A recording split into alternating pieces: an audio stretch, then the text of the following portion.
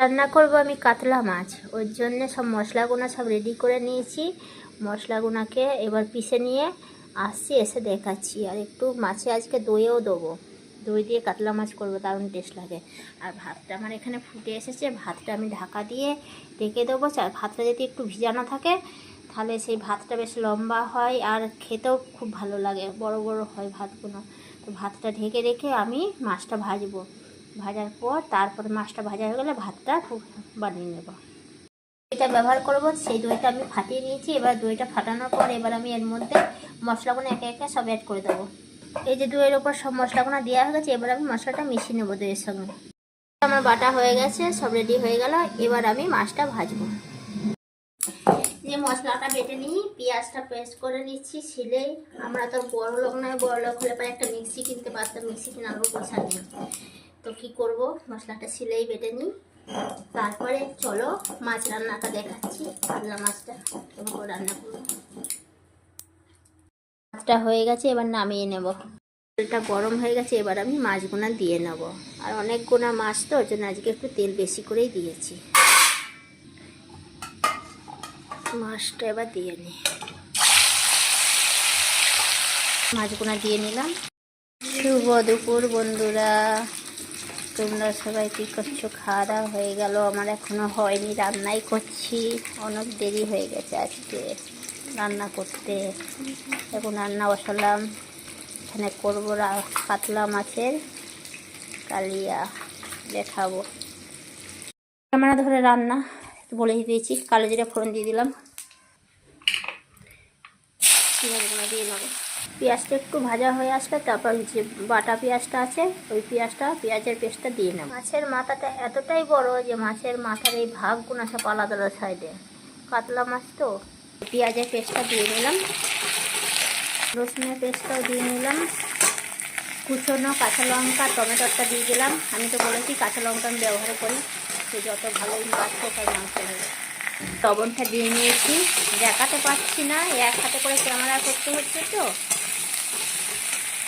মশলাটা ঠিক এইভাবে তেল ছেড়ে দিয়েছে। এবার আমি ওই যে ধনে গুঁড়ো জিরে গুঁড়ো যে মেশানো ছিল দইয়ের সঙ্গে, সেই মশলাটা আমি দিয়ে নেব। দই ফোটানোটা আমি দিয়ে দিয়েছি, ওর বাটিটা দিয়ে জলটা একটু দিয়ে দিলাম। মশলাটা কষিয়ে আসছি, দেখাচ্ছি। এই সময় আমি একটু উপর থেকে গরম মশলা দিয়ে দেবো, কেননা আজকে আমি তেজপাতা ব্যবহার করিনি, আজ ধনে পাতা আছে, ধনে পাতা দেবো মাছে। এই মশলাটা এমন তেল ছেড়ে দিয়েছে, এবার আমি ঝোলের জন্য জল দিয়ে নেব। এই যে দেখুন কি সুন্দর ঝোলের জন্যে এই মশলাটা কষানো হয়ে গেছে। এবার ঝোলের জন্য আমি জল দিয়ে নেব। তখনই বললাম মা কেমন দেখুন লাল হয়েছে বিনা কাশ্মীরের লঙ্কা ছাড়াই। তো কী করে বিনা কাশ্মীরের লঙ্কা ছাড়া লাল হয়েছে তরকারিটা আমি বলছি। আমি যখন তেলটা গরম করি, যখন মাছের তেলটা মধ্যেই আমি মশলাটা কষলাম, মানে মাছের তেলটার মধ্যেই আমি রান্না করছি, তো ওই তেলটার মধ্যেই আমি একটু চিনি দিয়ে দিচ্ছি। চিনিটা দিয়ে নেওয়াতে মানে এই কালারটা এসেছে তরকারিতে। কত সুন্দর কষানো হয়ে গেছে, তেল ছেড়ে দিয়েছে। এবার আমি জল দিয়ে নেব। ঝোলের জন্য জল দেওয়া হয়ে গেছে। এবার আমি দুটো কাঁচা লঙ্কা ওপর থেকে দিয়ে দেবো, একটু কালারটা সুন্দর আসবে। ঝোলটা ফুটে উঠেছে, এবার আমি মাছগুলো একে একে দিয়ে নেব। এবার আমি মাছগুলো একে একে ঝোলে দিয়ে নেবো। মাথাটা একটু বড়, তাই মাথাটা আগে দিই, দিয়ে হয়ে যাবে। এমনিতেই মাছ ভাজার সময় সেদ্ধ হয়ে যায়।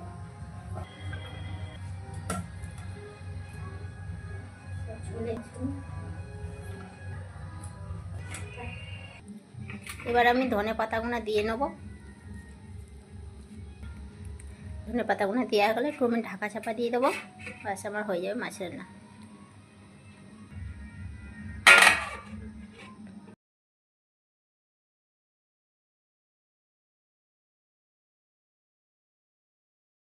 আর খেয়ে বলছি কেমন হয়েছে রান্নাটা।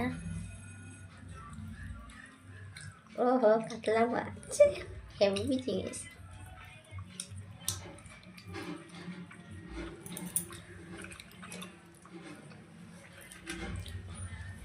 চাই স্যার।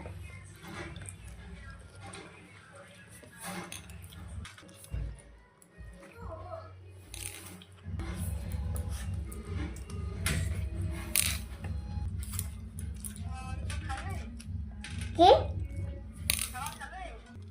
আগে আসছি।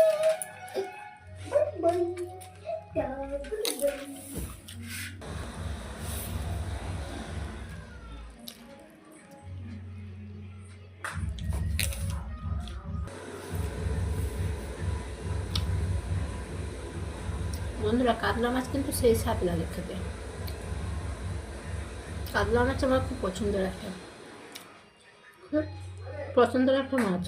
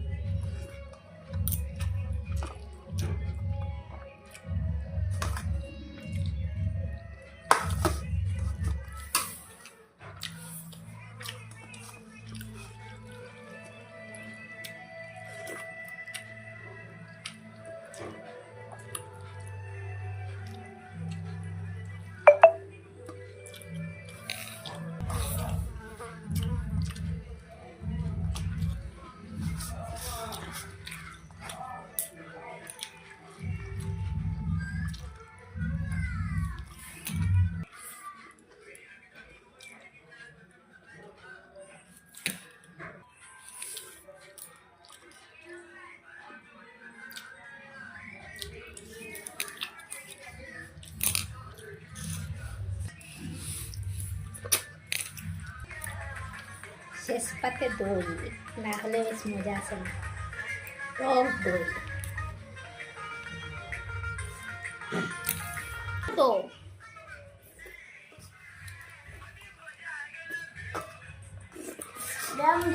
তারপরে টক দই খাবো, আগে টক দই তারপরে পাস্তা।